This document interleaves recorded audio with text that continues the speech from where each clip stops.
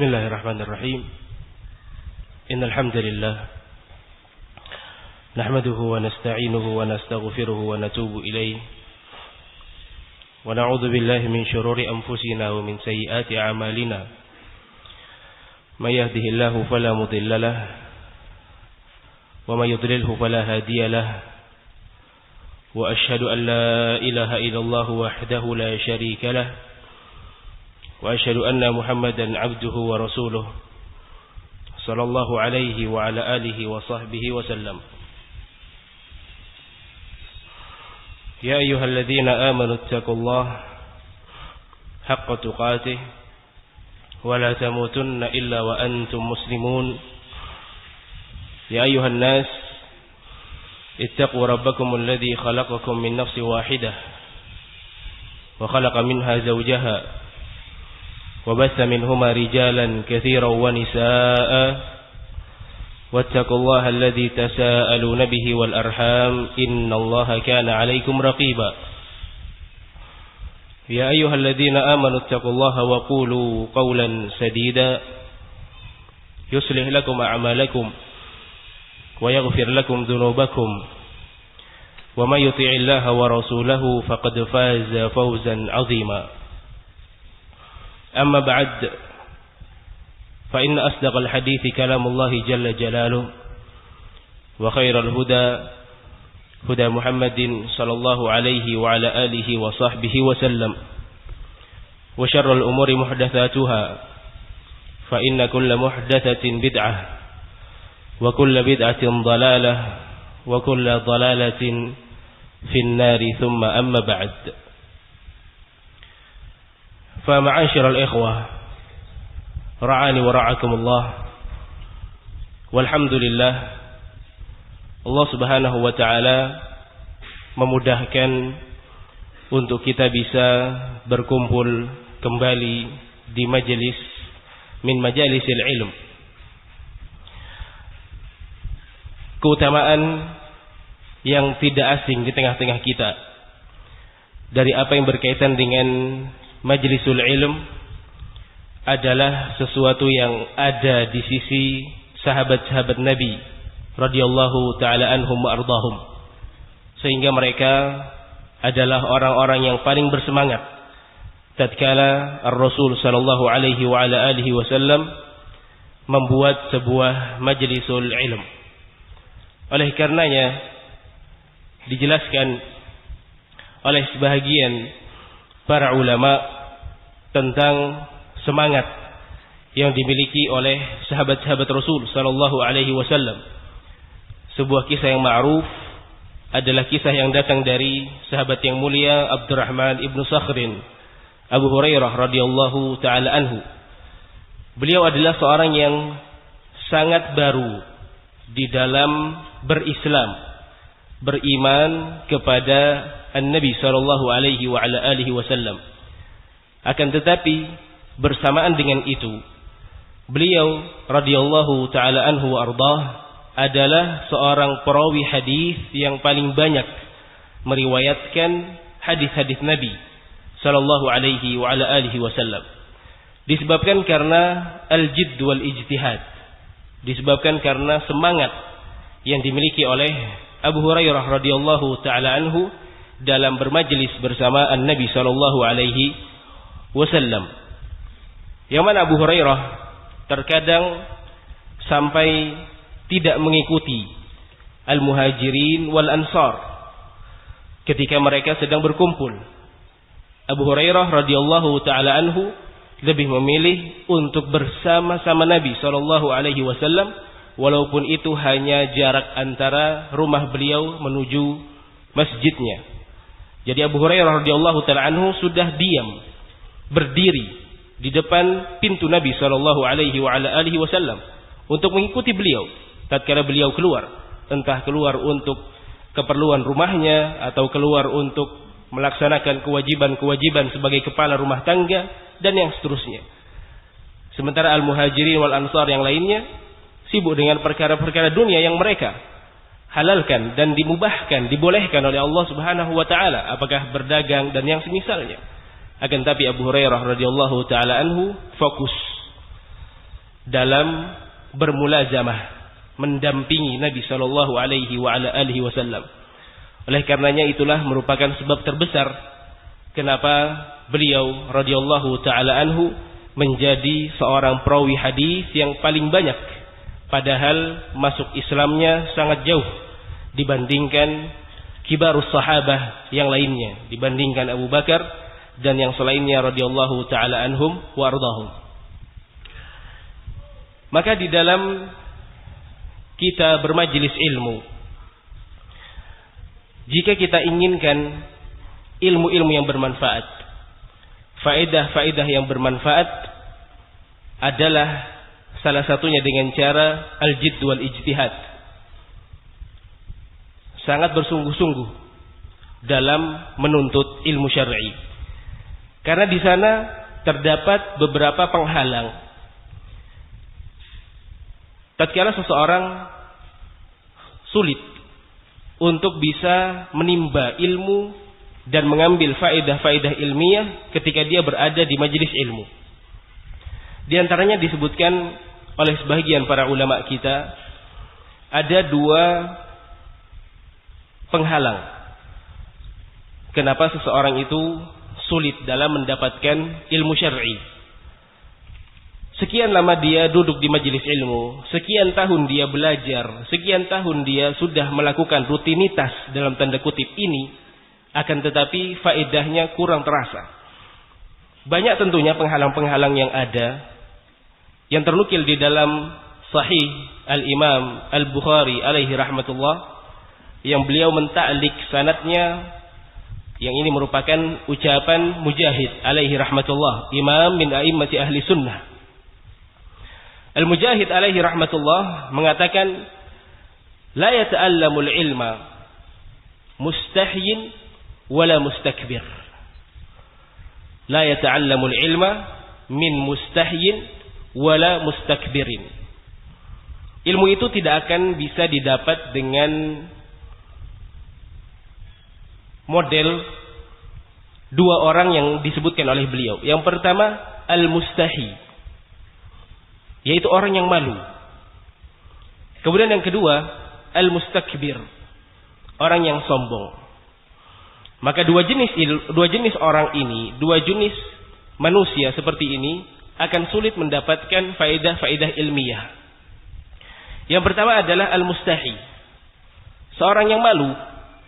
Dan malu yang dimaksudkan di sini oleh al-Imam Mujahid alaihi rahmatullah bukanlah al-haya asy-syar'iyyah. Bukanlah sifat malu yang dimaksudkan oleh Nabi sallallahu alaihi wasallam di banyak hadisnya, yaitu sifat-sifat malu yang berkaitan dengan syar'i yang terpuji. Yang mana Nabi sallallahu alaihi wasallam mengatakan di dalam sabdanya yang sahih, al-haya'u la ya'ti illa bi khair. Yang mana sifat malu itu tidak akan mendatangkan kecuali kebaikan. Ini al-haya asy-syar'iyyah. Akan tetapi al-haya al-mustahi yang dimaksudkan oleh al-Imam Mujahid adalah al-haya'ul 'urfi. Al-haya al-'urfi, yaitu al-haya yang merupakan tabiat dasarnya dia, sifat dasar dari manusia. Dia malu untuk bermajelis ilmu, dia malu untuk datang ke ta'lim, dia malu untuk mengingkari kemungkaran-kemungkaran yang ada, dan contoh yang lainnya. Maka sifat malu tersebutlah yang menghalangi dia dari menimba ilmu syar'i, mendapatkan faedah-faedah ilmiah. Karena Nabi sallallahu alaihi wasallam mengajarkan kepada kita untuk tidak malu mendatangi majelis ilmu, agar bisa menjadi orang terdepan dalam bermajelis ilmu, terlebih bersama Nabi sallallahu alaihi wasallam ketika itu. Karena semakin dekatnya posisi seorang bersama Nabi alaihi salatu wasallam pada saat itu, maka keadaan mereka jauh afdal wa aula, lebih utama dan lebih tinggi kedudukannya dibandingkan orang yang belakangan. Ini jenis orang yang pertama, yang tidak akan bisa menimba ilmu syar'i, yang tidak akan bisa mendapatkan faedah-faedah ilmiah. Malu, dia mungkin malu bertanya kepada gurunya, malu bertanya kepada temannya ketika dia tidak memahami satu pelajaran, dan yang semisalnya. Sifat malu secara umum yang itu merupakan al-haya al-urfi, yang merupakan sifat dasar dari manusia. Sekali lagi bukan al-haya asy-syar'i. Karena al-haya asy-syar'i akan mendatangkan kebaikan-kebaikan yang banyak. Kemudian jenis yang kedua yang disebutkan oleh An-Nabi sallallahu alaihi wasallam, yang disebutkan oleh Mujahid, Al-Imam Mujahid alaihi rahmatullah, adalah al-mustakbir, seorang yang sombong. Jenis kedua ini pun sama dengan jenis yang pertama. Dia akan sulit mendapatkan faedah-faedah ilmiah, akan sulit mendapatkan ilmu-ilmu syar'i, karena dia merasa bahwasanya dia adalah orang yang berilmu. Dia sudah tinggi, dia sudah besar, tidak membutuhkan hadis-hadis Nabi sallallahu alaihi wasallam, tidak membutuhkan majelis-majelis ilmu seperti ini, karena dia telah mengetahui itu semua. Hakikat dari al-kibr, seperti yang telah kita ketahui bersama, yang merupakan definisi yang langsung dikeluarkan oleh An-Nabi sallallahu alaihi wasallam adalah al-kibru batarul haqqi wa ghamtun nas. Kesombongan itu hakikatnya ada dua, yaitu batarul haqq, ketika dia menolak kebenaran. Al-haq datang kepada dia, hadis Nabi datang kepada dia, tapi dia tolak. Dan menolaknya dengan cara yang bermacam-macam. Bisa menolak dengan kasar, langsung dihinakan hadis tersebut, langsung dilempar hadis tersebut, atau yang semisalnya. Bisa juga dengan cara yang kedua, dia menolaknya dengan cara yang halus. Dia dengarkan, akan tapi di dalam hatinya tidak menganggap bahwasanya itu adalah al-haq, tidak menganggap bahwasanya itu adalah kebenaran. Dia remehkan. Ini hakikat al-kibr yang pertama. Yang kedua adalah ghamtun nas, ketika dia meremehkan manusia, terkhusus kepada mereka-mereka yang mendapatkan nasihat dari orang lain, mendatangkan nasihat kepada saudara kita, merupakan sesuatu yang matlub, yang dituntut di dalam syariat Islam. Karena hakikat dari agama ini adalah an-nasihah. Sebagaimana Nabi SAW menyebutkan, ad-dinu an-nasihah. Agama ini hakikatnya adalah nasihat. Sehingga kita menasihati orang lain, menasihati si fulan, menasihati si fulanah, adalah sesuatu yang masyru', yang disyariatkan oleh Allah Subhanahu wa ta'ala dan Rasulnya alaihi salatu wassalam. Maka tidak ada yang tersisa dari mereka yang mendapatkan nasihat tersebut kecuali tidak meremehkan an-nasih, tidak meremehkan orang yang memberikan nasihat. Harusnya sebaliknya, dia muliakan, dia berterima kasih, dia mengucapkan jazakallahu khairan karena engkau telah menasihati diriku. Artinya mereka adalah orang-orang yang cinta kepada kita. Jangan sebaliknya. Kalau sebaliknya, tatkala dinasihati langsung dia berubah sikap, langsung dia merajuk, langsung dia mutung, tidak mau bertemu lagi, tidak mau mengucapkan salam lagi, dan yang seterusnya. Ini menunjukkan dia bukan orang yang mutawadhi'. Bahkan menunjukkan dia adalah seorang yang kibr, al-mutakabbir, sombong, tidak mau memberi atau tidak mau menerima nasihat tersebut, tidak mau memberi peluang orang lain untuk memperbaiki dirinya. Dia menutup diri. Bagaimana dia bisa memperbaiki dirinya sendiri, sementara dia tidak mau menerima nasihat dari orang lain. Maka dua jenis orang ini, ikhwati fillah ya ra'akumullah, orang yang malu dan orang yang sombong, akan sulit mendapatkan ilmu-ilmu syar'i. Mungkin dia akan mendapatkan ilmu syar'i, akan tetapi seperti yang telah kita ulang dari beberapa majelis yang telah lalu, ilmu syar'i yang datang, yang masuk ke dalam seorang muslim, itu terbagi menjadi dua, ilmu yang bermanfaat dan yang tidak bermanfaat. Bagaimana apabila ilmu yang tidak bermanfaat yang masuk kepada dia? A'udzubillah. Kita telah mengetahui hadis Nabi SAW tentang tiga orang yang pertama kali masuk ke dalam an-nar. Tiga kelompok yang masuk ke dalam neraka Allah Subhanahu wa ta'ala. Di antaranya adalah mereka yang alim, berilmu mereka. Akan tetapi ilmu mereka tidak bisa menyelamatkan dari neraka Allah Subhanahu wa ta'ala. Bahkan menjadi sebab terbesar ilmu tersebut memudaratkan dia. Karena ilmunya adalah ilmu yang ghairun nafi', yang tidak bermanfaat. Di antara tanda-tanda ilmu yang tidak bermanfaat adalah tidak mengantarkan dia sebagai seorang yang mutawadhi'. Tidak mengantarkan dia sebagai seorang yang mudah untuk menerima nasihat. Karena ilmu yang bermanfaat yang merupakan warisan dari Nabi sallallahu alaihi wasallam adalah ilmu yang membuahkan hasil. Di antara hasil-hasil tersebut ketika dia mudah menerima wejangan, nasihat, perbaikan dari orang lain. Ikhwati fillah ra'ani wa ra'akumullah. Kita melanjutkan kajian kita di dalam karya Al-Imam Al-Bukhari alaihi rahmatullah yang berjudul Al-Adabul Mufrad. Dan pertemuan yang terakhir, walhamdulillah, kita telah menyelesaikan sebuah riwayat yang dinukilkan di bawah bab da'watul walidain. Bab yang berkaitan dengan doanya kedua orang tua. Yang mana riwayat yang terakhir kita bacakan menunjukkan kepada kita bahwasanya doa kedua orang tua kita adalah doa-doa yang mustajabah, yang pasti akan diijabah oleh Allah Subhanahu wa taala. Pada kesempatan ini insyaallah taala kita akan masuk ke dalam riwayat yang kedua yang disebutkan oleh Al-Imam Al-Bukhari alaihi rahmatullah bisanadihi an Abi Hurairah, menyebutkan dengan sanadnya dari sahabat yang mulia Abu Hurairah radhiyallahu taala anhu. Qala sami'tu Rasulullah sallallahu alaihi wasallam yaqul. Kata beliau, aku pernah mendengar Nabi sallallahu alaihi wasallam bersabda. Perhatikanlah ucapan Abu Hurairah sami'tu. Berarti beliau adalah orang yang hadir di tengah-tengah majelis Nabi. Hadir di tengah-tengah majelis Ar-Rasul sallallahu alaihi wasallam.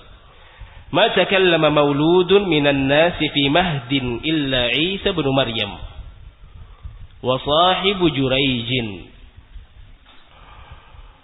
An-Nabi sallallahu alaihi wasallam pernah bersabda, ma takallama mauludun. Seorang anak kecil yang masih dalam posisi al-mahd. Al-mahd ini maknanya adalah anak kecil yang masih mengalami masa ar-radha'ah, masih disusui oleh sang ibu.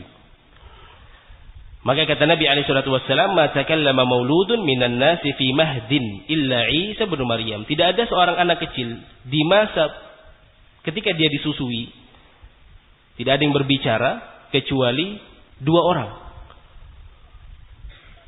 Kalau dia masih kecil, seorang anak bayi yang baru dilahirkan oleh ibunya, maka mereka adalah bayi-bayi yang tidak bisa berbicara. Akan tetapi dikecualikan oleh Nabi sallallahu alaihi wasallam ada dua orang, dua anak bayi, dua anak kecil yang masih masa disusui oleh ibunya, tapi dia bisa berbicara. Dan pembicaraan yang dikeluarkan oleh dua bayi tersebut adalah pembicaraan yang difahami oleh manusia di sekitarnya, bukan ocehan-ocehan bayi seperti biasanya. Yang pertama kata beliau alaihi salatu wassalam adalah Isa bin Maryam. Nabi Isa ibnu Maryam, yang beliau merupakan salah satu nabi dan rasul yang diutus oleh Allah Subhanahu wa taala kepada Bani Israel. Dan beliau Isa bin Maryam diangkat oleh Allah Subhanahu wa taala dalam keadaan masih hidup, hayyan. Yang nanti pada saatnya Nabiullah Isa ibni Maryam akan turun ke muka bumi ini dan akan mengikuti syariat Nabi kita Muhammad sallallahu alaihi wasallam, dan beliau alaihi salatu wassalam akan menikah dan akan memiliki keturunan-keturunan, dan beliau nanti pun akan wafat dan dikuburkan di bumi Allah Subhanahu wa taala. Ini Isa bin Maryam. Ketika beliau di masa kecilnya al-mahd, masih disusui oleh sang ibu Maryam, beliau bisa berbicara. Yang ini merupakan mukjizah yang diberikan oleh Allah Subhanahu wa taala kepada Nabi Isa, dan merupakan karamah, kemuliaan yang Allah Subhanahu wa taala karuniakan kepada Maryam, kepada sang ibu. Karena sang ibu adalah orang yang sama sekali tidak pernah berzina. Akan tetapi tanpa adanya suami, beliau bisa melahirkan Isa. Merupakan karamah, kemuliaan yang Allah Subhanahu wa taala berikan kepada Maryam dan sang putra Isa ibnu Maryam. Ini bayi yang pertama, yang kisahnya insyaallah taala telah kita ketahui bersama. Karena sang ibu dituduh sebagai wanita yang kotor, maka Isa ibnu Maryam diberikan oleh Allah Subhanahu wa taala berupa mukjizat, mengucapkan bahwasanya aku adalah seorang bayi yang lahir tanpa ada ayah, dan aku merupakan seorang nabi dan rasul dari Allah Subhanahu wa taala. Di dalam firman-Nya Allah Subhanahu wa taala surah Maryam menukilkan ucapan dari sang bayi tersebut. Qala inni Abdullah, aku adalah hamba Allah Subhanahu wa taala. Atani al-kitab wa ja'alani nabiyya. Aku akan diberikan Alkitab, diutus oleh Allah Subhanahu wa taala menjadi seorang rasul, wa ja'alani nabiyya, dan aku akan dijadikan oleh Allah Subhanahu wa taala sebagai seorang nabi. Wa ja'alani mubarakan aina ma kunt, dan aku akan dijadikan oleh Allah Subhanahu wa taala orang yang diberkahi dimanapun aku berada. Ini kurang lebihnya ucapan Isa ibnu Maryam ketika masa al-mahd, disusui oleh sang ibu. Masih kecil, akan tetapi sudah bisa berbicara, membela sang ibu yaitu Maryam. Kemudian yang kedua, kata Nabi sallallahu alaihi wasallam, anak bayi yang diberikan kemuliaan untuk bisa berbicara adalah sahibu Juraijin. Qil, maka dikatakan oleh sahabat-sahabat Rasul sallallahu alaihi wasallam, ya Nabi Allah, wahai Rasulullah, wa ma sahibu Juraij? Apa yang kau maksud dengan sahibu Juraij? Sahibu Juraij adalah seorang yang hidup di masa setelah Nabiullah Isa ibnu Maryam, dan beliau merupakan salah seorang pengikut dari Nabi Isa. Oleh karenanya nanti insyaallah taala akan kita sebutkan kisah dari Juraij, yang mana beliau memiliki sebuah tempat yang di dalamnya khusus untuk beliau beribadah, tidak bisa diganggu. Dan beliau adalah orang yang tidak menikah, dan ini merupakan syariat yang dimiliki oleh Nabiullah Isa. Dan ini adalah syariat sebelum Nabi Muhammad alaihissalatu wassalam, yang sekarang sudah terhapus oleh syariat Nabi Muhammad alaihissalatu wassalam, dihapus oleh syariat Muhammadiyah. Syariat Nabi Muhammad alaihissalatu wassalam memiliki perbedaan dengan syariat-syariat yang sebelumnya. Contohnya ini, Nabiullah Isa menganjurkan untuk fokus dalam beribadah pengikut-pengikutnya. Adapun Nabiullah Muhammad alaihissalatu wassalam menganjurkan untuk para pengikutnya beribadah, begitu pula menikahi para wanita, agar memiliki keturunan-keturunan yang keturunan-keturunan tersebut akan membuat bangga Nabi sallallahu alaihi wasallam kelak di sisi Allah Subhanahu wa taala. Maka dikatakan atau ditanyakan kepada Rasul sallallahu alaihi wasallam, siapa itu Juraij? Qal, maka beliau bersabda menceritakan kisah dari Juraij. Fa inna Juraijan kana rajulan rahiban fi sawma'atin lahu. Juraij adalah seorang ahli ibadah yang selalu beribadah di satu tempat khusus yang dia miliki. Wa kana ra'il baqar atau wa kana ra'iya baqarin ya'wi ila asfali sawma'atih. Dan pada suatu hari ada seorang penggembala sapi mendatangi bahagian belakang dari rumah tempat peribadahan Juraij. Wa kanat imra'atun min ahli al-qaryah takhtalifu ila ar-ra'i. Dan pada hari tersebut ada seorang wanita pezina mendatangi tempat yang telah didatangi oleh penggembala sapi tadi, yaitu di bahagian belakang rumah peribadahan Juraij. Fa'atat ummuhu. Maka suatu hari seorang ibu dari Juraij datang ke rumah peribadahan anaknya. Faqalat ya Jurayj, fa'atat ummuhu yauman faqalat, suatu hari sang ibu datang ke rumah tersebut dan mengatakan ya Jurayj, memanggil sang anak, wahai Jurayj. Mungkin sang ibu memiliki hajat, kebutuhan untuk dibantu oleh sang putra, sehingga mendatangi rumah tersebut dan memanggil anaknya. Ya Jurayj, wahai Jurayj, wa huwa yusalli. Dalam keadaan Jurayj sedang melakukan salat. Namanya tempat peribadahan, rumah ibadah yang khusus dimiliki oleh Jurayj, yang tidak bisa diganggu oleh siapa-siapa, maka yang dilakukan aktivitas di dalamnya adalah ibadah, ibadah dan ibadah. Sehingga masuk akal. Jurayj ketika dipanggil sang ibu masih dalam keadaan salat. Faqala fi nafsihi wa huwa yusalli. Maka Jurayj mengatakan kepada dirinya dalam keadaan salat, terganggu kekhusyuannya karena mendengar suara sang ibu. Ummi wa salati. Apakah aku mendatangi panggilan ibuku atau aku meneruskan salatku? Bimbang Jurayj ketika itu. Fara'a ayyu'thira salatahu. Maka dia berijtihad, memiliki pendapat untuk yu'thiru atau yu'thira salatahu. Yu'thira ini maknanya adalah yakhtaru wa yufaddilu. Yakhtaru wa yufaddil. Dia memilih dan lebih mengutamakan untuk melanjutkan salatnya.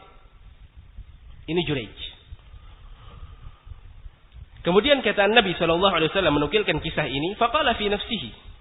Thumma sarakhat bihi tsaniyah. Kemudian sang ibu memanggil untuk yang kedua kali. Wahai Jurayj. Faqala fi nafsihi. Maka beliau kembali mengatakan pada dirinya. Ummi wa salati. Aku harus memenuhi panggilan ibuku. Ataukah aku melanjutkan salat ini? Fara'a ayyu'thira salatah. Maka sama seperti yang pertama. Dia memiliki pandangan untuk melanjutkan salatnya.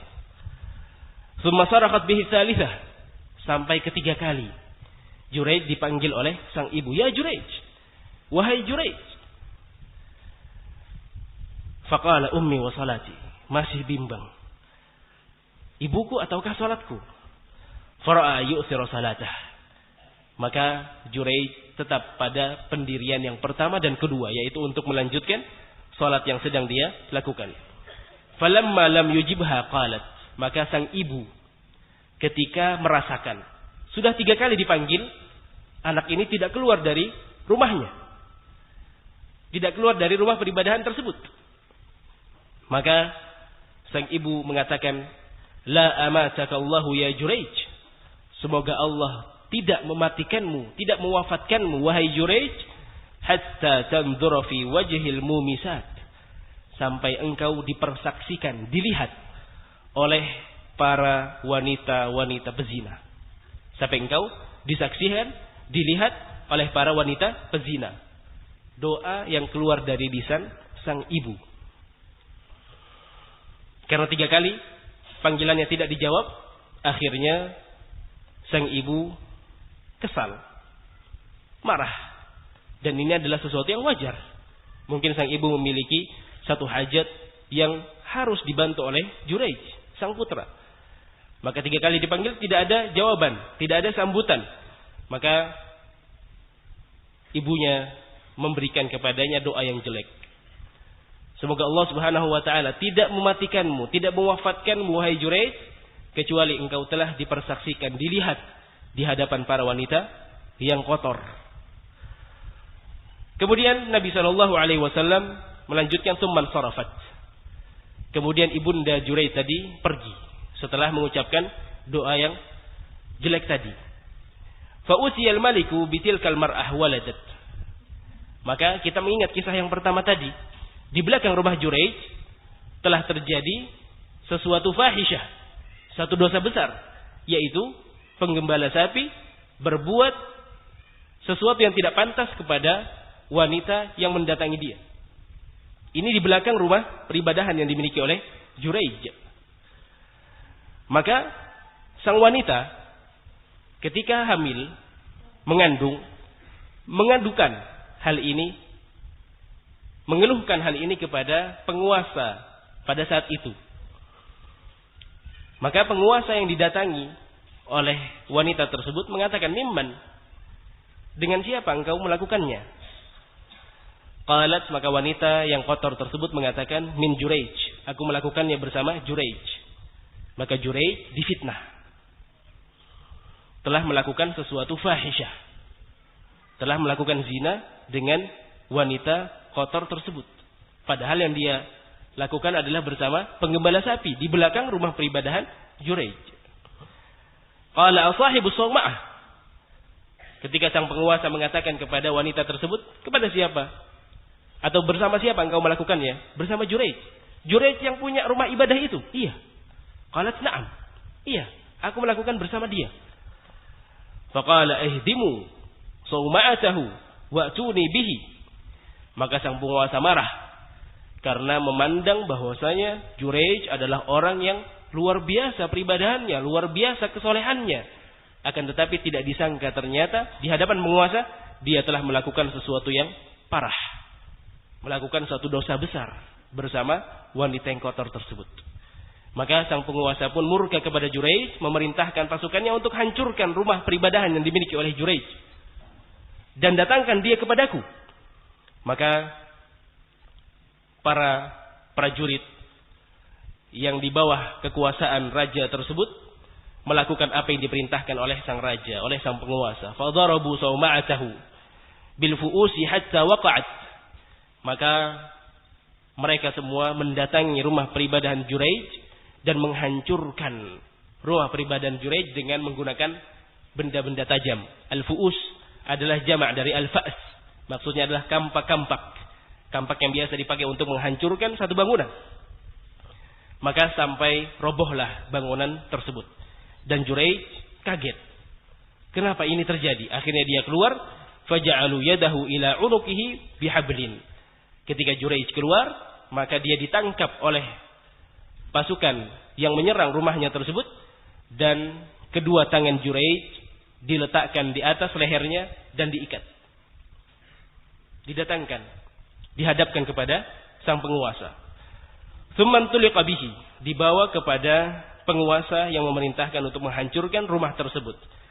Famarra bihi 'alal mumisat, maka di perjalanan menuju tempat penguasa, tempat raja tadi, Juraij dihadapkan oleh satu pemandangan yang tidak biasa, yaitu ketika Juraij melewati rombongan atau kumpulan wanita-wanita kotor, wanita-wanita pezina. Di samping jalan, di pinggir jalan, sementara Juraij sedang dibawa menuju kerajaan tadi, tempat penguasa tadi, untuk dihakimi, untuk diadili. Maka di pertengahan jalan dia melihat pemandangan yang tidak layak. Fatabassam, maka dia tersenyum. Juraij tersenyum ketika melihat sesuatu hal yang tidak pantas tersebut. Wa hunna yanzurna ilaihi finnas. Sementara kumpulan wanita-wanita kotor tadi, kumpulan wanita-wanita penzina tersebut melihat Juraij dengan tatapan-tatapan yang tajam, seakan-akan menuduh bahwasanya engkau adalah seorang munafik. Kelihatannya engkau adalah orang yang ahli ibadah, ahli saleh, orang yang saleh, selalu melakukan amalan-amalan ketaatan, akan tetapi engkau adalah seorang pezina. Ini yang dipahami oleh para kumpulan wanita-wanita kotor tersebut. Faqala al-malik, maka sampailah Juraij di kerajaan sang penguasa. Maka penguasa tersebut mengatakan kepada Juraij, "Ma taz'umu hadhihi?" Wanita yang memfitnah Juraij sudah ada di samping sang raja, sang penguasa. Apa pendapatmu tentang wanita ini? Maka Juraij mengatakan, "Ma taz'um?" Apa yang kau anggap wahai raja, wahai penguasa? Qala taz'umu anna waladaha mink. Dia menganggap, wanita ini menganggap bahwasanya anak yang dilahirkan ini setelah mengandung dan mengeluarkan anaknya, melahirkan anaknya, anak ini hasil dari hubungan engkau dengan dia. Ini yang difahami oleh sang raja, sang penguasa. Kemudian Juraij mengatakan, "Anti taz'umin?" Apakah engkau anggap aku demikian? Engkau menuduhku dengan perbuatan tersebut? Qalat na'am. Maka wanita kotor tersebut mengatakan iya. Aku telah melakukan itu bersama kamu. Qala aina hadha as-saghir? Maka Juraij meminta, mana anak yang baru lahir tersebut? Datangkan ke hadapanku. Qalu hadha huwa fi hijriha. Dia ada di kamarnya sekarang. Fa aqbal alaihi. Maka Juraij mendatangi kamar sang bayi tersebut. Faqala man abuk? Dan Juraij mengatakan, bertanya, lebih tepatnya. Juraij bertanya kepada anak bayi yang sedang berbaring, siapa ayahmu? Maka anak bayi tersebut mengatakan, ra'il baqar, si penggembala sapi. Dalam keadaan mahd, masih disusui oleh sang ibu, masih kecil, yang tidak bisa melafadzkan ucapan-ucapan yang difahami oleh orang di sekitarnya. Akan tetapi dengan fasih dia mengatakan, ra'il baqar, penggembala sapi ayahku. Qala al-malik. Maka sang raja pun menyesal, mengetahui ini adalah mukjizat yang Allah Subhanahu wa taala berikan, karamah yang Allah Jalla wa ala berikan kepada Juraij. Dia bisa membuat anak kecil tersebut berbicara dengan jujur.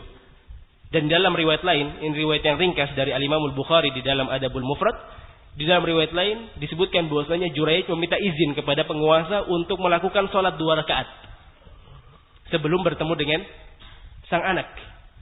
Izinkan aku untuk melakukan salat 2 rakaat. Diizinkan oleh sang raja. Di situ dia memohon agar Allah Subhanahu wa taala memberikan karamahnya, memperlihatkan tanda-tanda kebesaran Allah Subhanahu wa taala. Maka akhirnya didatangilah kamar anak kecil tadi dan ditanyakanlah, siapa ayahmu? Man abuk?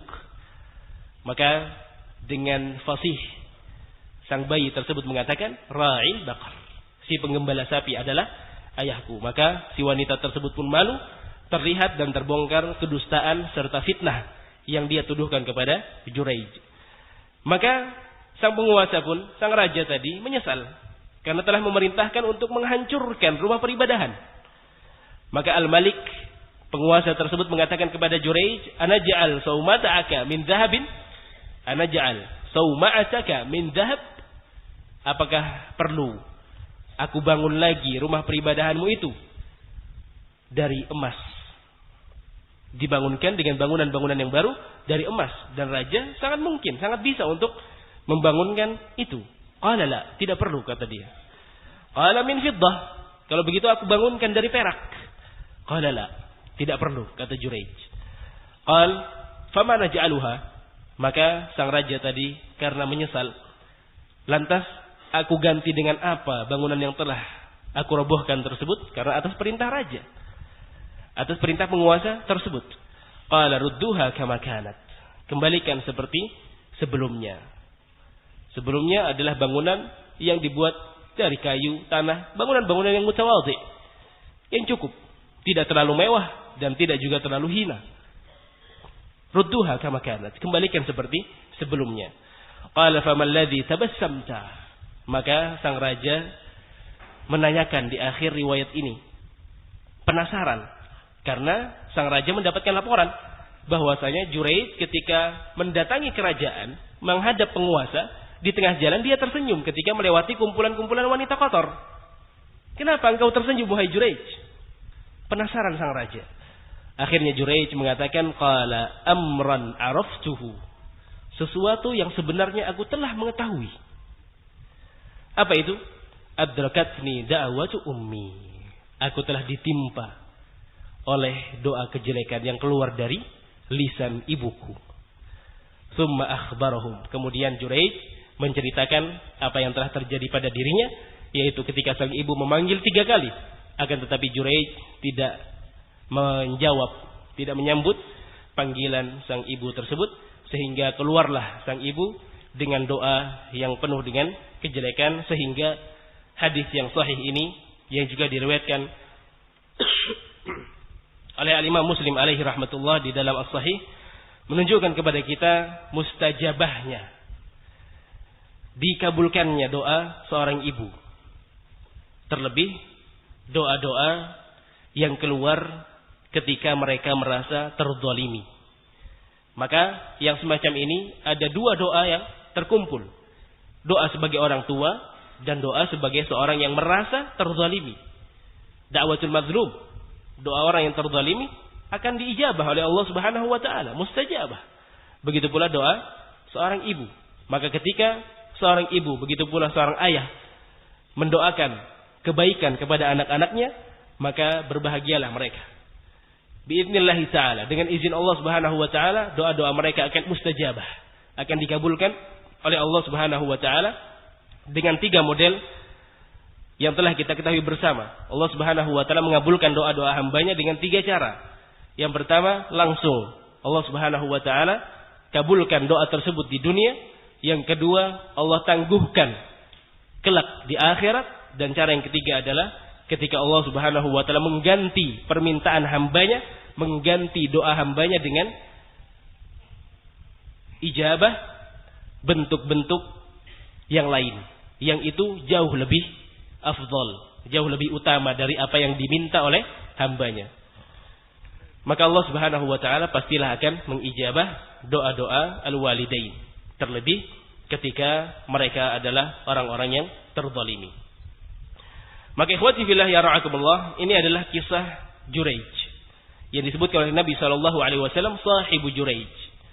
Ketika dia didatangi oleh sang ibu akan tapi tidak menjawab panggilan ibunya karena sedang dalam melakukan salat. Ada beberapa faedah yang bisa kita ambil dari hadis ini, di antaranya adalah salat an-nafilah, salat sunnah yang dilakukan oleh seorang hamba ketika dihadapkan dengan perkara yang wajib, maka salat sunnah tersebut lebih diutamakan, lebih disarankan untuk dibatalkan. Karena dihadapkan dengan sesuatu yang wajib. Apa yang wajib? Birrul walidain. Berbakti kepada kedua orang tua. Membantu mereka. Melaksanakan perintah-perintah mereka. Ini wajib. Sementara salat sunnah hukumnya sunnah. Bisa dia selesai dari melakukan salat sunnah, dibatalkan salat sunnah tersebut, kemudian dia menjawab panggilan sang ibu. Setelah selesai hajat dari ibunya, dia melakukan salat sunnah lagi, diulang dari awal. Yang hal ini telah disebutkan oleh Imam An-Nawawi alaihi rahmatullah di dalam syarah Sahih Muslim. Di bawah sebuah bab yang disebutkan oleh Al-Imam An-Nawawi, bab taqdimi birril walidain. Bab yang berkaitan dengan dikedepankannya birrul walidain, berbakti kepada kedua orang tua, ala tatawwu' daripada dibandingkan perkara-perkara sunnah. Dikedepankannya birrul walidain dari perkara-perkara sunnah, apakah itu salat ataukah yang selainnya. Sama seperti misalkan kita sedang melakukan puasa sunnah pada saat Senin ataukah Kamis misalkan, kita mendatangi bersilaturahim kepada orang tua kita, ke rumah ayah dan ibu, pas pada jam makan siang. Maka ketika ayah dan ibu mempersilahkan kita untuk makan siang, maka batalkanlah puasa sunnah tersebut. Demi membahagiakan, demi melakukan birrul walidain kepada kedua orang tua. Karena birrul walidain hukumnya wajib, sementara puasa Senin Kamis yang sedang kita lakukan adalah sunnah. Al-Imam An-Nawawi alaihi rahmatullah mengatakan, qala al-ulama, sebagian para ulama kita mengatakan, hadza dalilun ala annahu kana as-shawab fi haqqihi ijabatuha. Ini menunjukkan kepada kita bahwasanya yang benar, sikap yang benar yang seharusnya dilakukan oleh Juraij adalah menjawab panggilan sang ibu. Ini yang benar. Sehingga ketika dia melakukan salatnya, melanjutkan salatnya, lebih mengutamakan salatnya, salah. Karena berarti dia lebih mengedepankan sunnah daripada wajib. Seharusnya mengedepankan wajib daripada sunnah. Kemudian kata beliau, li'annahu kana fi salati naflin. Karena Juraij pada saat itu sedang dalam salat sunnah, bukan salat wajib. Wal istimrar fiha tatawwu'un la wajib. Melanjutkan salat tersebut sampai selesai merupakan sebuah perkara yang tatawwu', sebuah perkara sunnah, bukan perkara yang wajib. Wa ijabatul ummi wa birruha wajibun. Sementara menjawab panggilan sang ibu, berbakti kepada sang ibu adalah perkara yang wajib. Wa uququha haram. Dan kita membangkang, durhaka kepada ibu tersebut adalah perkara yang haram, yang tidak boleh untuk dikerjakan.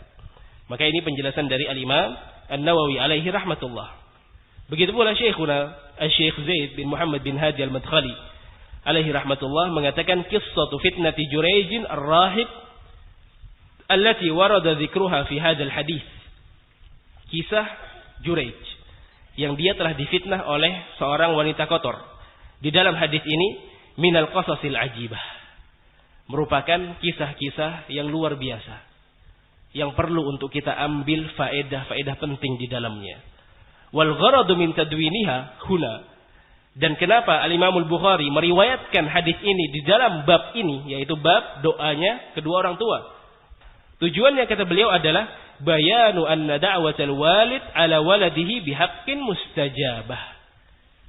Menunjukkan kepada kita bahwasanya benar-benar doa kedua orang tua itu adalah doa yang mustajabah, yang pasti akan dikabulkan oleh Allah Subhanahu wa taala, sehingga tujuannya agar kita jangan bermain-main.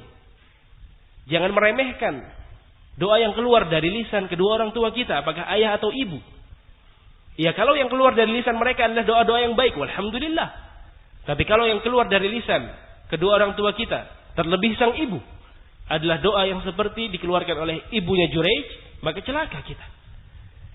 Dan dari kisah ini pula, intaha kalamu, selesai ucapan dari Syekh Zaid Ibn Muhammad bin Hadi alaihi rahmatullah. Dan dari kisah ini pula kita memberi faedah, diantaranya kesabaran yang dimiliki oleh ibunya Juraij. Kenapa beliau sabar? Karena pada saat amarah menghinggapi beliau, menghinggapi sang ibu, beliau tidaklah mengucapkan doa-doa yang jelek. Ini doa yang jelek, akan tetapi ini bukan doa yang terjelek yang bisa keluar dari lisan sang ibu. Karena bisa saja, karena dia memuncak marahnya, ibunda Juraij mendoakan, semoga Allah Subhanahu wa taala tidak mewafatkanmu kecuali engkau dalam keadaan berzina, melakukan fahisyah. Bisa, dan sangat bisa. Akan tetapi karena kesabaran yang dimiliki oleh ibunda Juraij, beliau hanya mengucapkan doa yang telah kita sebutkan dalam riwayat ini. Sebatas itu pun sudah doa yang jelek. Dalam keadaan ibunda Juraij mampu untuk melakukan atau mendoakan sesuatu yang lebih jelek dari itu. Tapi karena kesabaran yang dimiliki oleh ibunda Juraij, maka ini menunjukkan kemuliaan dan rasa kasih sayang yang dimiliki oleh sang ibu kepada putranya. Wallahu ta'ala alamu bissawab.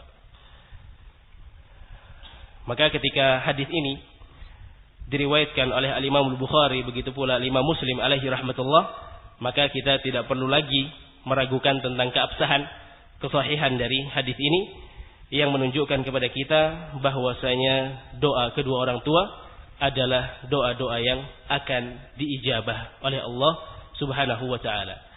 Tersisa sebuah hadis terakhir dalam bab ini yang insyaallah taala akan kita bacakan pada pertemuan yang berikutnya biidznillah taala, yaitu kisah dari sahabat yang mulia Abu Hurairah radhiyallahu taala anhu ketika mencoba berkali-kali mendakwahi sang ibu, akan tetapi sang ibu tetap memilih dalam agama kekufuran. Maka yang akan dilakukan oleh maka apa yang akan dilakukan oleh Abu Hurairah dalam riwayat yang berikutnya menunjukkan kepada kita bentuk birrul walidain yang dilakukan oleh Abu Hurairah kepada sang ibu, yang insyaallah taala akan kita bahas lebih rinci pada pertemuan yang akan datang biidznillah taala. Ada beberapa pertanyaan yang sebenarnya telah naik dari pekan yang lalu atau pertemuan terakhir, yang mungkin bisa Ana jawab dari beberapa pertanyaan yang masuk. Apakah kalau kita membantu orang kafir, dalam kurung non muslim, berbuat baik kepada mereka, kita akan mendapatkan pahala? Naam, kita akan mendapatkan pahala tanpa kita melihat siapa yang kita lakukan perbuatan baik tersebut kepadanya. Orang kafir sekalipun, tentunya dengan batasan-batasan yang telah kita jelaskan, dari apa yang berkaitan dengan perkara-perkara ibadah mereka, sama sekali kita tidak ikut campur. Lakum dinukum waliyadin. Kalian memiliki agama, kita pun memiliki agama masing-masing. Akan tetapi yang berhubungan dengan perkara-perkara sosial, perkara-perkara kemanusiaan yang tidak ada hubungannya sama sekali dengan akidah kekufuran mereka, maka dengan perbuatan baik, misalkan kita mengantarkan mereka ke rumah sakit, kita memberi makan mereka dengan apa yang lebih dari dapur-dapur kita, memasak sesuatu kemudian dilebihkan dan kita kirimkan kepada tetangga non-muslim, maka kita akan mendapatkan pahala sesuai dengan apa yang telah Allah Subhanahu wa taala firmankan di dalam ayat yang mulia, "Faman ya'mal mithqala dzarratin khairan yarah." Barang siapa yang melakukan amalan seberat biji dzarrah pun, sekecil apapun, maka akan dia lihat kelak balasannya di sisi Allah Subhanahu wa taala. Wallahu a'lamu bissawab. Tanpa kita perlu melihat kepada al-maf'ul, tanpa kita perlu melihat kepada orang yang kita berbuat baik padanya. Pertanyaan kedua, mohon dijelaskan apa hukum menelan dahak ketika sholat. Tidak ada masalah, tidak membatalkan sholat. Yang kedua, apakah boleh orang yang sholat dengan pakaian yang tidak sengaja terkena cat ataukah tinta? Yang saya pahami, cat dan tinta bukanlah sesuatu yang najis, sehingga tidak mengapa ketika, apalagi disebutkan di dalam soal bahwa dia tidak sengaja pakaiannya terkena cat ataukah tinta. Kalaupun misalkan sengaja dan dia tidak memiliki pakaian kecuali pakaian tersebut, maka diperbolehkan karena itu bukanlah sesuatu yang najis, cat, tinta dan yang semisalnya. Akan tapi tentunya kalau kita berbicara tentang afdhaliyah, sesuatu yang lebih utama, maka hendaknya dia menghilangkan cat tersebut atau menghilangkan tinta tersebut. Kalau kita berbicara hukumnya sah atau tidak, sah. Karena itu bukan sesuatu yang najis. Afwan, apakah membuang kotoran dari masjid mendapatkan bidadari? Hadis yang sangat dikenal dan wallahu taala alam sangat masyhur di tengah-tengah masyarakat.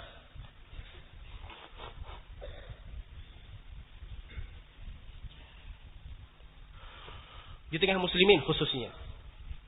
Ketika kita membantu membersihkan masjid Allah Subhanahu wa taala, maka kita akan mendapatkan pahala satu kotoran dengan satu bidadari.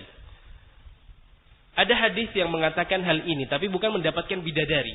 Disebutkan di dalam hadis yang diriwayatkan oleh Al-Imam At-Tabrani alaihi rahmatullah di dalam Al-Mu'jam, bahwasanya Nabi SAW bersabda, wa ikhrajul qumamah minha, dan mengeluarkan kotoran-kotoran dari masjid-masjid Allah Subhanahu wa taala, muhuru hurul 'ain.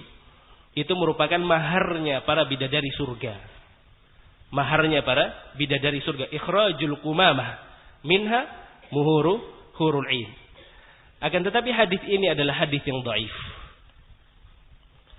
yang telah didhaifkan oleh Imam Al-Muhaddits hadzal asr, Syekh Nasiruddin Al-Albani alaihi rahmatullah.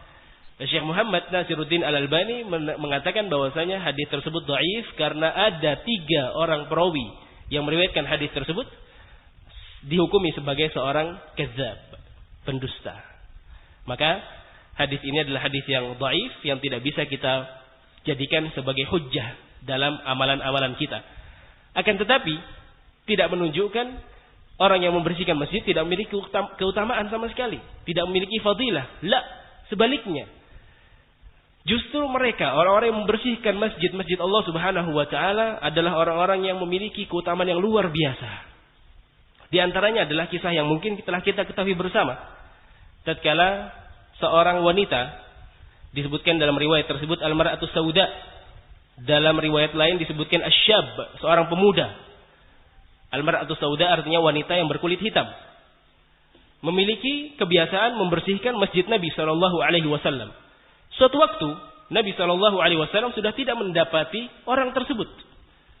Tidak terlihat. 1 hari, 2 hari. Akhirnya Nabi sallallahu alaihi wasallam bertanya kepada para sahabatnya, "Kemana pemuda tersebut?" Dalam riwayat lain, "Kemana wanita yang berkulit hitam tadi? Kenapa tidak pernah lagi terlihat membersihkan masjid Nabi alaihi salatu wassalam?" Maka dikabarkanlah kepada beliau dari sahabat-sahabat Nabi bahwasanya orang tersebut telah wafat dan telah kami sholatkan karena ketika itu dia wafat dalam keadaan tengah malam. Dan berat bagi kami, wahai Rasulullah, untuk membangunkan engkau melakukan sholat berjamaah, sholatul janazah. Maka Nabi SAW mengatakan, "Dulluni ala qabriha." Dalam riwayat lain, "Dulluni ala qabrihi." Tunjukkan aku di mana kuburannya. Sehingga Nabi SAW ketika diantarkan dan melihat itulah kuburan si wanita atau si pemuda tadi yang biasa membersihkan masjid, Maka Nabi SAW melakukan salat jenazah di atas kuburan wanita tersebut. Nabi SAW ketika menyolatkan seseorang, ditegaskan oleh beliau, halat lahu syafaati, akan dihalalkan oleh Allah Subhanahu wa taala syafaatku kelak di yaumul qiyamah. Ini pahala bagi mereka yang senang membersihkan masjid-masjid Allah Subhanahu wa taala. Begitu pula ayat-ayat Allah Jalla wa ala. Firman Allah Subhanahu wa taala, terlebih perintah dari Allah Jalla wa ala kepada Nabiullah Ibrahim. Wa ahidna ila Ibrahim wa Ismail an tahhira baiti. Telah kami perintahkan kepada Nabi Ismail dan Nabi Ibrahim untuk mereka membersihkan masjid-masjid atau rumah-rumahku, kata Allah Subhanahu wa taala.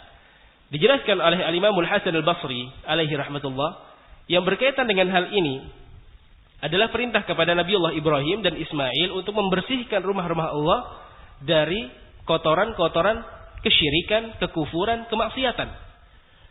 Begitu pula dinukilkan dan tersebut di dalam tafsir Al-Imam As-Sa'di alaihi rahmatullah, bahwasanya dimaksudkan di dalam ayat tersebut perintah Allah kepada Nabi Ibrahim dan Nabi Ismail adalah agar mereka membersihkan rumah-rumah Allah, masjid-masjid Allah minan najasat wal akzar, dari kotoran-kotoran dan dari najis-najis. Maka perintah Allah Subhanahu wa taala kepada Nabiullah Ibrahim alaihi salatu wassalam, begitu pula kepada Nabiullah Ismail, menunjukkan kepada kita sebagai perintah yang menunjukkan ibadah. Hal itu adalah ibadah, hal itu adalah amalan soleh.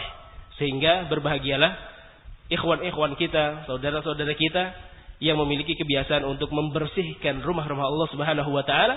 Yang kalian bersihkan bukanlah rumah kalian sendiri, akan tapi rumah Allah Subhanahu wa taala yang memiliki pahala dan balasan yang luar biasa kelak di sisi Allah Subhanahu wa taala, tanpa perlu kita memandang kepada hadis-hadis yang dhaif.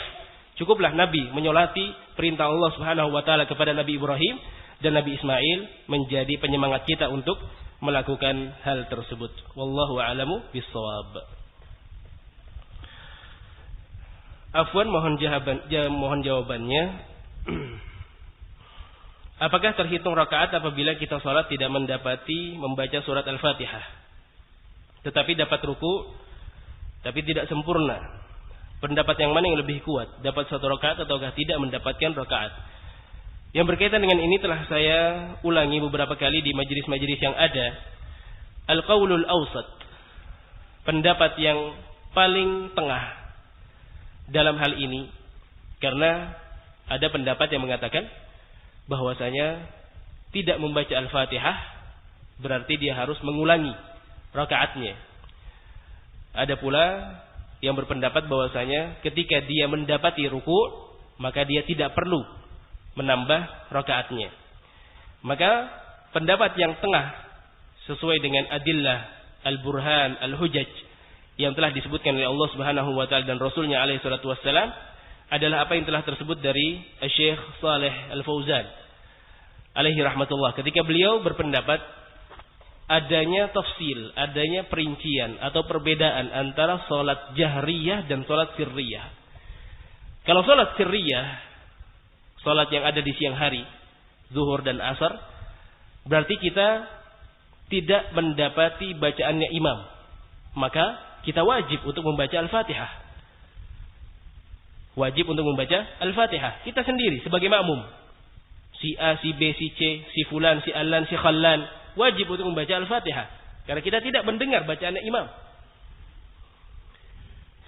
Kemudian pada salat jahriyah, salat-salat yang imam itu mengeraskan bacaannya, yaitu salat-salat pada malam hari, Al-Maghrib, Al-Isya, begitu pula Al-Fajr, maka hadis Nabi SAW menunjukkan qiraatul imam, qiraatul ma'mum. Dan ini disahihkan oleh Al-Imam Al-Albani alaihi rahmatullah di dalam Irwaul Ghalil. Bacaannya imam adalah bacaannya makmum. Maka ketika sang imam membaca Al-Fatihah, ketika makmum diam, maka dia terhitung telah membaca Al-Fatihah. Karena bacaannya imam adalah bacaannya makmum, sehingga si makmum tidak perlu membaca Al-Fatihah lagi. Itu pada salat-salat jahriyah. Maka tinggal dilihat sesuai dengan konteks pertanyaan yang ada. Apakah Anda mendapatkan ruku pada salat sirriyah ataukah pada salat jahriyah? Pada salat sirriyah masuk ke dalamnya rakaat ketiga dan keempat. Pada salat isya itu masuk sirriyah. Begitu pula rakaat ketiga pada salat maghrib itu masuk sirriyah. Maka ketika Anda mendapati rukuknya imam pada salat duhur, asar, rakaat ketiga, keempat pada maghrib, pada isya atau rakaat ketiga pada maghrib, maka tidak terhitung satu rakaat karena Anda tidak membaca Al-Fatihah.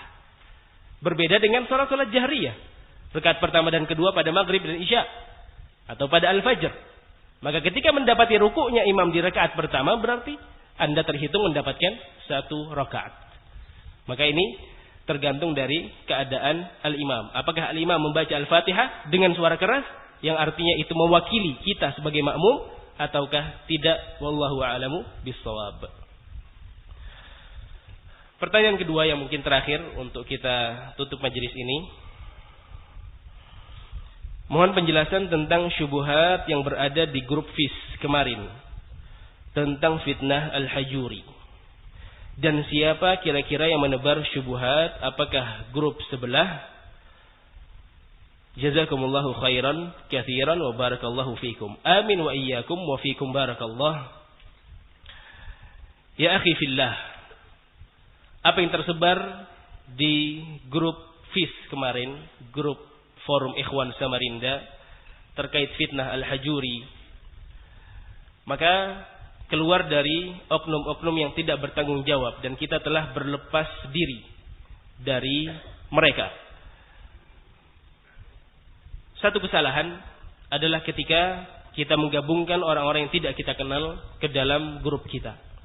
Tapi itu adalah satu kesalahan, satu kekeliruan yang bisa untuk dimaafkan karena kita tidak mengetahui ilmu ghaib. Kita tidak tahu satu persatu siapa anggota-anggota grup tersebut. Maka kita selesai dari permasalahan siapa yang memasukkan si fulan, si alan, orang-orang hajuri ke dalam grup tersebut. Tidak perlu kita bahas. Yang perlu kita bahas adalah syubhat yang ada dan telah terposting di dalam grup tersebut. Fitnah Al-Hajuri, ikhwati fillah ya ra'akumullah, adalah fitnah yang sudah sangat lama. Dan akhir-akhir ini timbul lagi. Karena banyak orang-orang yang sakit hati atau di zaman-zaman sekarang dibahasakan dengan BSH, barisan sakit hati, mulai mendapatkan angin, mulai mendapatkan celah, mulai mendapatkan kesempatan untuk mengeluarkan syubhat-syubhat ini. Wa illa syubhat ini adalah syubhat yang sudah sangat lama, yang tidak perlu lagi kita bahas. Sudah selesai sebenarnya. Tidak ada permasalahan terhadap itu. Sehingga Al-Hajuri di Indonesia, alhamdulillah fitnahnya tidak terlalu tajam. Fitnah yang sangat tumpul. Tapi Allah Ta'ala alam, kenapa akhir-akhir ini mereka memiliki poin. Mereka memiliki senjata. Seakan-akan Al-Hajuri adalah seorang syekh kabir, alim. Min ulama ahli sunnati wal jamaah. Karena Syekh Rabi hafidhahullah wa ra'ah yang telah mentahzir Al-Hajuri pada akhir-akhir ini telah dicela dan telah dijatuhkan harga diri beliau. Hafidhahullah wa ra'ah. Sehingga mereka-mereka yang sakit hati dengan Syekh Rabi hafidhahullah mulai mengeluarkan taringnya, mulai mengeluarkan syubhat-syubhatnya, mulai mengeluarkan fitnah-fitnahnya. Karena Syekh Rabi sudah tidak dianggap. Al-Hajuri hadahullah adalah seorang yang memiliki akidah yang sangat menyimpang. Sekian banyak akidah dhalalah dia miliki. Dalam majelis ini mungkin saya hanya menyebutkan hanya tiga. Yang pertama, dia mencela sahabat Rasul sallallahu alaihi wasallam yang bernama Utsman ibnu Affan. Yang kedua, dia mengatakan bahwasanya sebahagian sahabat-sahabat Nabi radhiyallahu taala anhum ardhahum ikut dalam pembunuhan Utsman ibnu Affan. Sahabat Nabi, ahlul jannah. Kita tahu yang membunuh Utsman ibnu Affan adalah Khawarij, kilabun nar. Kilabu ahlin nar. Apakah kita yakin sahabat Rasul ada kilabun nar? La. Ini akidah yang menyimpang. Dan ini ternukil di dalam karya dia yang berjudul Ahkamul Jumu'ah halaman ke-305. Sebahagian sahabat-sahabat Rasul Ada yang ikut serta dalam pembunuhan Utsman ibnu Affan. A'udzubillahi minal khudlani wad dhalal. Ini akidahnya Al-Hajuri yang kedua. Yang ketiga, dia dengan tegas mengatakan akhta'a ar-Rasul sallallahu alaihi wasallam fi wasailid da'wah. Nabi alaihi salatu wasallam telah salah, telah keliru dalam memilih cara-cara berdakwah. Nabi alaihi salatu wasallam dicela oleh Al-Hajuri. Ucapan ini atau pertanyaan seperti ini sempat naik kepada Syekh Abdul Aziz Ibnu Baz alaihi rahmatullah. Wahai Syekh, apa pendapat kamu tentang seorang yang mengatakan akhta'a Rasulullah sallallahu alaihi wasallam? Nabi telah keliru, Nabi telah salah.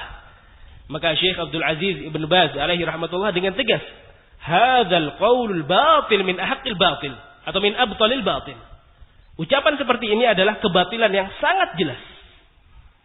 Nabi dikatakan akhta', telah salah, telah keliru. Kemana adab kamu, wahai Al-Hajuri? Yang Nabi SAW diperintahkan kita untuk mentauqir, menghormati, menta'zim, mengagungkan beliau SAW. Dengan bukti-bukti yang ada tentunya yang Hajuri sebutkan. Buktinya Allah menegur Nabi Muhammad dalam surah Abasa dan yang seterusnya. Tidak pantas sama sekali untuk diucapkan yang katanya sebagai seorang alim. Ini 3 akidah yang hanya bisa kita sebutkan dalam majelis ini. Yang lain masih banyak sekali. Akidah-akidah menyimpang yang dimiliki oleh Yahya ibnu Ali Al-Hajuri. Akan tapi wallahu ta'ala alam bisawab, kenapa akhir-akhir ini dia dianggap sebagai seorang pejuang sunnah? Mungkin karena Syekh Rabi' hafizahullah wa ra'ah yang dengan tegas mengatakan bahwasanya dia adalah seorang mubtadi', dia adalah seorang haddadi, telah dijatuhkan kredibilitas beliau, harga diri beliau telah dipojokkan. Syekh Rabi' sudah 90 tahun. Sehingga dianggap oleh sebagian pihak adalah orang tua yang memiliki penyakit pikun, memiliki penyakit al-haram dan yang semisalnya dari celaan-celaan mereka terhadap Syekhuna Syekh Rabi' hafizahullah wa ra'ah. Mereka lupa mungkin dengan ucapan Nabi sallallahu alaihi wasallam, al-barakatu ma'a kabirikum. Keberkahan-keberkahan bersama para ulama besar di tengah-tengah kalian. Mereka mungkin lupa dengan ucapan Nabi sallallahu alaihi wasallam, fa innal ulama'a warasatul anbiya. Sesungguhnya para ulama itu merupakan para pewaris dari para nabi. Wallahu a'lamu bissawab. Mungkin ini yang bisa saya sampaikan dari majelis siang hari ini. Yang kurang lebihnya saya mohon maaf. Wallahu taala a'lam bissawab, dan saya mohon agar semua pihak menyampaikan kepada kerabat-kerabat dan kepada siapapun yang antum ketahui tentang kesesatan dan kejelekan akidah yang dimiliki oleh hingga orang-orang yang kita cintai pun tidak menerima dan tidak termakan dengan syubhat-syubhat rendahan yang dimiliki oleh Yahya ibnu Ali Al-Hajuri. Wassallallahu ala nabiyyina Muhammad wa ala alihi wa sahbihi ajma'in wa akhiru da'wana alhamdulillahi rabbil alamin. Wassalamu alaikum warahmatullahi wabarakatuh.